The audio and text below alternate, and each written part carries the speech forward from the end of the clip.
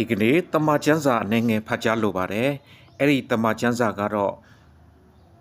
ဒေသနာကျမ်းအခန်းကြီး1အခန်းငယ်7မှ18ထိဖြစ်ပါတယ်အဲ့ဒီအကြောင်းအရာကတော့ဉာဏ်ပညာသည်အနတ္တဆိုတဲ့အကြောင်းအရာပဲဖြစ်ပါတယ်ဖတ်ပြမယ်နော်ငါဓမ္မဒေသနာဆရာသည်ယေရုရှလင်မြို့၌ဣသရေလရှင်ဘုရင်ဖြစ်စဉ်တွင်မိုးကောင်းကင်အောက်၌ပြုသမျှတို့ကိုဉာဏ်ပညာအားဖြင့်ရှာဖွေစစ်ဆေးခြင်းငါနှလုံးထား၏လူသားတို့ကျင့်လေရာဖို့ထိုပင်ပန်းစေသောအမှုကိုဖျားသခင်ပေးတော်မူပြီးနေအောက်မှပြုလေသမျှသောအမှုအရာတို့ကိုငါမြင်ပြီးအလုံးစုံတို့သည်အနတ္တအမှု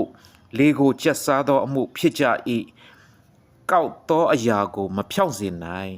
ချွတ်တက်သောအရာကိုမရေတွက်ရာငါသည်ကိုယ်စိတ်နှလုံးထဲမှပြောဆိုသည်ကားငါသည်ငါအရင်ယေရုရှလင်မြို့၌ဖြစ်ဖူးသောသူအပေါင်းတို့ထက်ကြီးမြင့်၍ပညာရှိ၏အကယ်စင်စစ်ငါစိတ်နှလုံးသည်ပညာအတတ်များကိုအထူးသဖြင့်လေ့ကျက်၏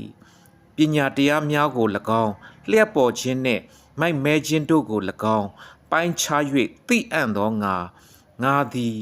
နှလုံးထား၏ထိုအမှုသည်လည်းလေကိုကျက်စားသောအမှုဖြစ်သည်ကိုရိပ်မိ၏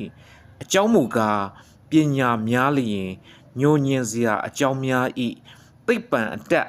တိုးပွားသောသူသည်ဝမ်းနည်းခြင်းတိုးပွားတတ်၏ဖတ်ကြားသောနှုတ်ကပတ်တော်အားဖြင့်အယောက်စီတံကိုဖျားရှင်ကောင်းချီးပေးပါစေ